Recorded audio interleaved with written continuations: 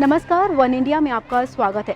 कहते हैं विचारों का आदान प्रदान नए विचारों को जन्म देता है, लेकिन इसी दौरान कुछ ऐसी बातें कह दी जाती हैं जो विवादों को जन्म देती हैं। आइए एक नजर डालते हैं साल 2020 के कुछ ऐसे ही विवादित बयानों पर। देश के गद्दारों को 15 करोड़ है मगर 100 के ऊपर भारी है, याद रख लेना ये बात। ये क्या आइटम है? 12:30 बजे तक यही पता नहीं था कहाँ है बेटे। लीडर को पढ़ना लिखने की कोई जरूरत नहीं। आपने मुझे कहा कि मैं एक हरामखोर लड़की हूँ। चमचेगिरी बंद करो आप। मैंने प्रोन वाला तस्वीर हो। ये घटनाएं संस्कार से ही रुक सकती है, शासन और तलवार से रुकने वाला नहीं। नो बच्चा बच्ची पैदा करता रहता है। डर के कारण बेटी ना पैदा हो जाए, इसलिए आपने जो है दूसरा संतान पैदा नहीं किया। ये झूठ बोल रहा है। नाम सत्य है कि यात्रा अब निकलने वाली है। ये किसान संगठन नहीं है, दंगों के संगठन। फरवरी में दिल्ली विधानसभा चुनाव के दौरान और सीए एनआरसी को लेकर चल रहे विरोध के बीच बीजेपी नेता और केंद्रीय वित्त राज्य मंत्री अनुराग ठाकुर की रैली का एक वीडियो सोशल मीडिया पर काफी वायरल हुआ। इस वीडियो में विवादित नारे लगते हुए सुनाई दिए। देश के गद्दारों को पीछे तक आवाज आनी चाहिए, गिरिराज जी को सुनाई दे। देश के गद्दारों को, देश के गद्दारों को, देश के गद्दारों को। एआईएमआईएम के नेता वारिस पठान ने एक बार फिर विवादित बयान दिया। वारिस पठान ने कहा कि हम 15 करोड़ हैं, लेकिन 100 करोड़ पर भारी पड़ेंगे। अभी तो सिर्फ शेरनियां बाहर निकली है और तुम्हारे पसीने छूट गए। और समझ लो अगर हम लोग साथ में आ गए तो क्या होगा। 15 करोड़ है मगर 100 के ऊपर भारी है, याद रख लेना ये बात। ये याद रख लेना बात। मध्य प्रदेश के ग्वालियर में पूर्व मुख्यमंत्री कमलनाथ ने उपचुनाव में प्रचार के दौरान बीजेपी नेता और उस वक्त की उम्मीदवार इमरती देवी को आइटम कहा। सुरेश राजे जी हमारे उम्मीदवार हैं, सरल स्वभाव के, सीधे साधे हैं। ये तो करेंगे, ये उसके जैसे नहीं है। क्या उसका नाम जो मैं क्या उसका नाम लूं? आप तो उसको मेरे से ज्यादा पहचानते हैं। आपको तो मुझे पहले ही सावधान कर देना चाहिए था। ये क्या आइटम है? ये क्या आइटम है?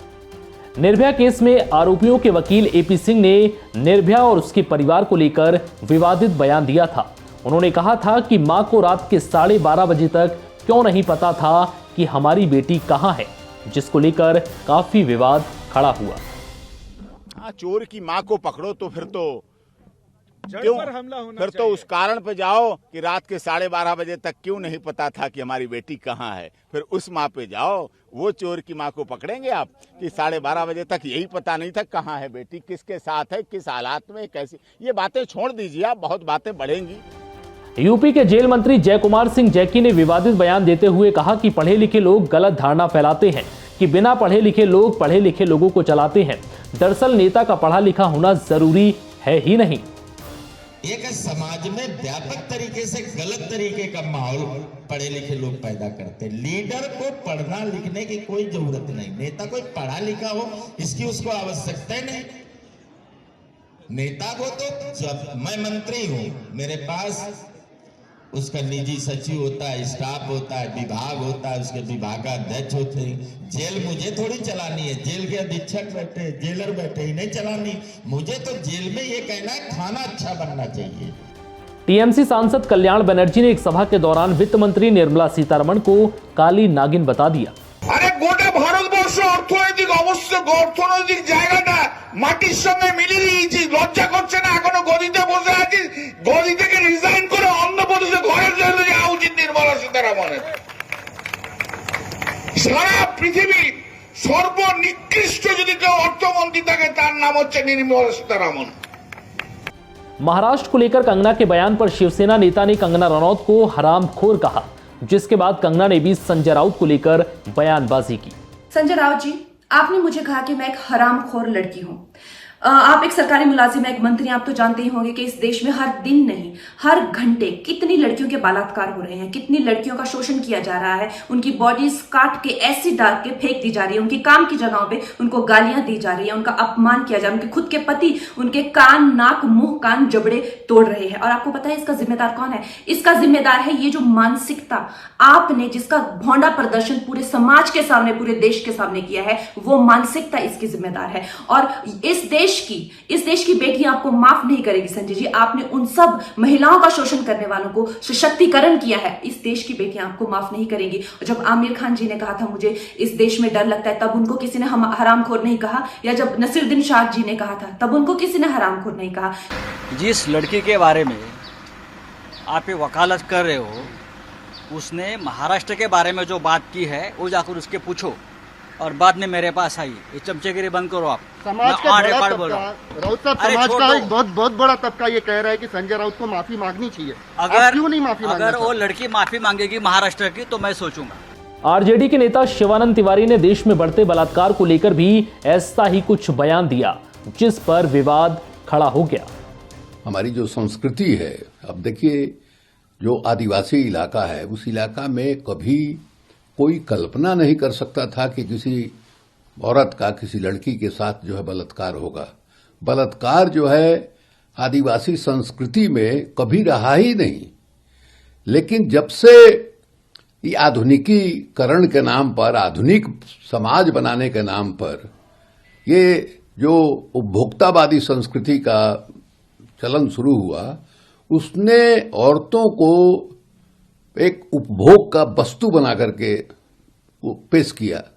सिनेमा में आइटम डांस हो, विज्ञापन हो, या मोबाइल फोन में माने प्रोन वाला तस्वीर हो, ये सब मिलजुल करके माने बलात्कार की मानसिकता को तैयार करते। हाथरस कांड के दौरान बीजेपी के विधायक सुरेंद्र सिंह ने दुष्कर्म की घटनाओं पर विवादित बयान दिया था। बलिया के बैरिया से विधायक सुरेंद्र सिंह ने कहा है कि सभी माता पिता अपनी लड़कियों को अच्छे संस्कार दें, तब ही रेप की घटनाएं रुक सकती हैं। ये घटनाएं संस्कार से ही रुक सकती है, शासन और तलवार से रुकने वाला नहीं। सभी पिता और माता का धर्म है कि अपनी जवान और युवती बेटी को भी एक संस्कारित वातावरण में रहने, चलने और वातावरण में अपना व्यवहार, एक शालीन व्यवहार प्रस्तुत करने का तरीका सीखना चाहिए और सिखाना चाहिए। सब हम का धर्म है, अभिभावक का भी धर्म है, मेरा भी धर्म है, सरकार का भी धर्म है, लेकिन परिवार का भी धर्म है। तो जहां सरकार का धर्म करना, रक्षा करने का धर्म है, वहां परिवार का भी धर्म है कि अपने बच्चों में संस्कार डाले। तो सरकार और संस्कार मिलकर के भारत को सुंदर रूप दे सकता है, नहीं तो दूसरा कोई विधा सामने आने वाला नहीं है। बिहार चुनाव में प्रचार के दौरान उतरे गृह राज्य मंत्री नित्यानंद राय ने भी विवादित बयान दिया। नित्यानंद राय ने कहा था कि आरजेडी की सरकार बनी तो कश्मीर के आतंकियों को बिहार में पनाह मिल जाएगी।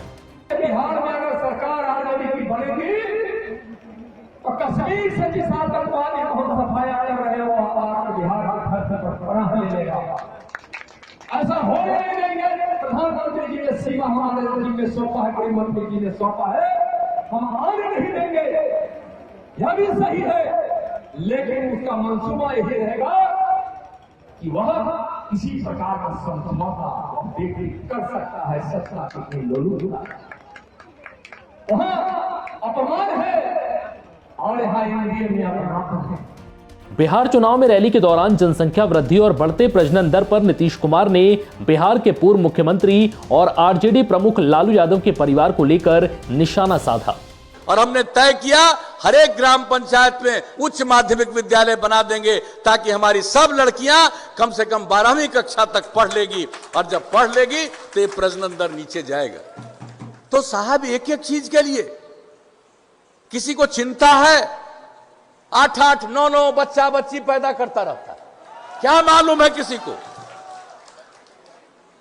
बेटी पर भरोसा ही नहीं, कई बेटियां हो गई तब बेटा हुआ। और आप सोच लीजिए कैसा बिहार बनाना चाहते हैं। नीतीश कुमार के हमले के बाद तेजस्वी यादव ने भी सीएम नीतीश पर कटाक्ष किया और कहा कि कुछ लोगों ने एक बेटा होने के बाद बेटी होने के डर से दोबारा बच्चे पैदा नहीं किए। चुनाव के दौरान कुछ लोग आपा खो रहे थे, अपना भरास निकाल रहे थे, बच्चे गिन रहे थे, मेरे अगर सवाल को लेकर के उन्हीं का कोट करते हुए हमने बोला था, सब लोगों ने सुना था, देखा था, वीडियो क्लिप भी है कि मुख्यमंत्री कह रहे थे कि बेटे के चाह में जो है बेटियां पैदा करते रह गए। तो हमने भी ये जवाब दिया कि ये मर्यादा और एक जहां तक बात की जाए तो ये शोभा नहीं देता किसी मुख्यमंत्री को और सबसे अनुभवी मुख्यमंत्री को कि आप बच्चे के बारे में या मेरे परिवार की बहनों को आप राजनीति में परामर्श में आप घसीट के लेकर के आए। कहने के लिए तो लोग ये भी कह सकते हैं कि भाई आप एक संतान के बाद आपने डर के कारण बेटी ना पैदा हो जाए इसलिए आपने जो है दूसरा संतान पैदा नहीं किया। बिहार विधानसभा में भी इस बार सीएम नीतीश कुमार और तेजस्वी में जमकर बहस हुई। ऐसा पहली बार हुआ जब नीतीश कुमार इतने गुस्से में नजर आए। गंभीर मसला है, मुख्यमंत्री पे हत्या का मुकदमा चला, मुख्यमंत्री को जुर्माना देना पड़ा, क्या हमने गलत बोला है? ये तो फैक्ट विषय आ चुका है। महोदय एक बात तो बैठ जाइए, आप बैठ जाइए, नेता प्रतिपक्ष बकवास ही बोल रहा है। बैठ जाइए, नेता प्रतिपक्ष बैठ जाइए। बात है तो आप जांच करवाइए और इसके खिलाफ कार्रवाई होगी। ये झूठ बोल रहा है, मैंने छोड़ दिया था, मेरे भाई समान दोस्त का बेटा है इसलिए हम सुनते रहते हैं, हम नहीं कुछ बोलते हैं। और इसके पिता को किसने बनवाया था? विधायक दल का नेता, ये पता है? इसको डिप्टी चीफ मिनिस्टर किसने बनाया था? और जब इस पर आरोप आया हमने कहा एक्सप्लेन करो, जब एक्सप्लेन नहीं किया तब हमने छोड़ दिया।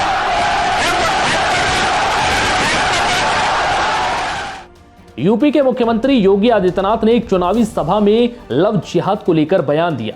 उन्होंने कहा, जो चोरी छिपे नाम और धर्म छुपाकर बहन बेटियों की इज्जत के साथ खिलवाड़ करते हैं, अगर वो सुधरे नहीं तो राम नाम सत्य है की यात्रा अब निकलने वाली है। एक प्रभावी कानून बनाएंगे, छद्मवेश में चोरी छुपे नाम छुपा करके, स्वरूप छुपा करके जो लोग बहन बेटियों की इज्जत के साथ खिलवाड़ करते हैं, उनको पहले से मेरी चेतावनी, अगर वे सुधरे नहीं तो राम नाम सत्य है की यात्रा अब निकलने वाली है।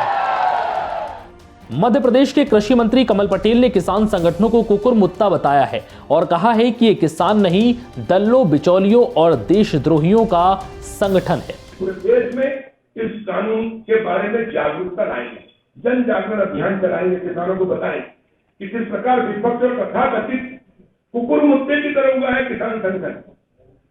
500 किसान संगठन ये अभी बंद है।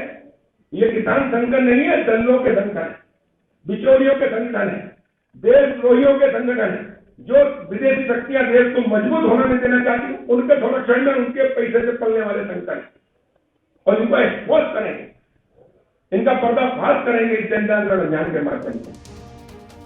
तो ये थे साल 2020 के विवादित बयान। 2020 को कहिए अलविदा। साल 2021 के लिए आप सबको ढेर सारी शुभकामनाएं।